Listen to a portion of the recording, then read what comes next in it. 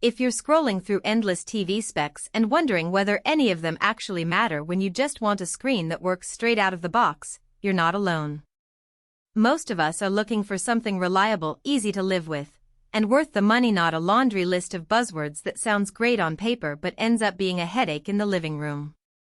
Link is in the description if you want to check the product details on Amazon, and I'm going to walk through why this 85-inch LG QNED might be the answer or why it could be a misstep for you.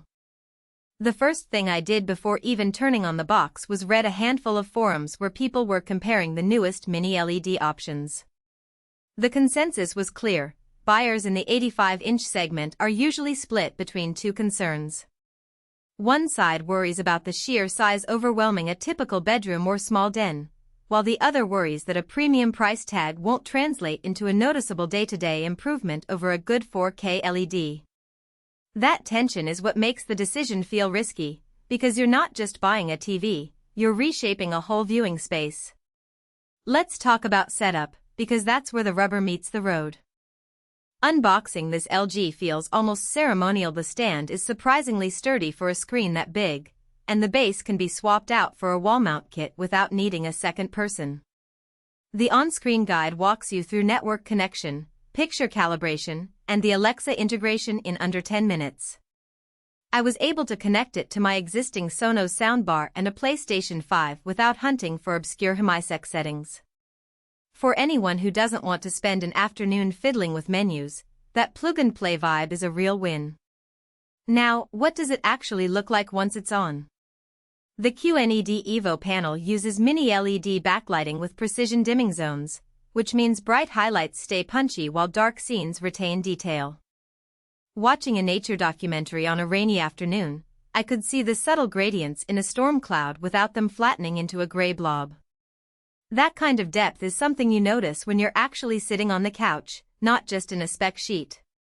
If you stream a lot of Dolby Vision content on platforms like Disney Plus or Apple TV Plus, the TV's ability to boost HDR metadata feels tangible, colors pop, and the contrast feels more lifelike.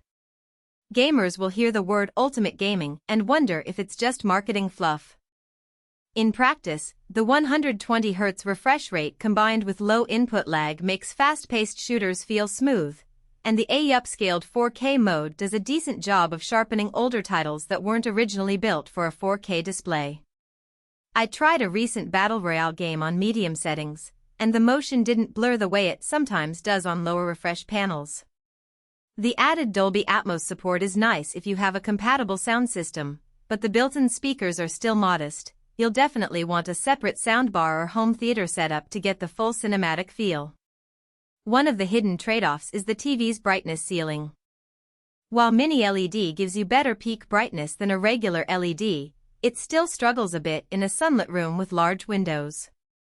I placed the TV opposite a west-facing window, and during the brightest hour of the day the picture seemed to lose a little punch. The automatic AI processor tries to compensate, but you'll notice a slight washout if you're watching HDR in direct sunlight. If your primary viewing area is a dimmed living room or a dedicated media room, that's a non-issue. If you plan to watch TV while the blinds are open, you might want to consider a TV with a higher nits rating. Another practical consideration is the smart platform. LG's WebOS is clean and fast, and the integration with Google Assistant, Alexa, and Apple AirPlay means you can throw content from almost any device without a separate dongle. The Filmmaker mode disables most post-processing, which is great for cinephiles who want the director's intent preserved. However, the App Store isn't as expansive as some competitors, and a few niche streaming services I use, like a regional sports app, aren't available natively. You can still sideload via a browser or cast from a phone, but it adds an extra step you might not expect. Who should definitely consider this TV? If you already have a sound system and are looking for a centerpiece that can handle both binge-watching HDR movies and competitive gaming without switching inputs, the size and picture quality are hard to beat. Families with kids who love bright cartoons will also appreciate the vibrant color gamut, and the AI upscaling helps older DVDs look fresher on a 4K screen. The price point sits in the premium range, but you're paying for a combination of mini LED technology, a robust processor, and a future-proof smart ecosystem. On the flip side, if you live in a small apartment, the 85-inch footprint can dominate the wall and make the room feel cramped. Also, if you're a casual viewer who only watches standard definition content or just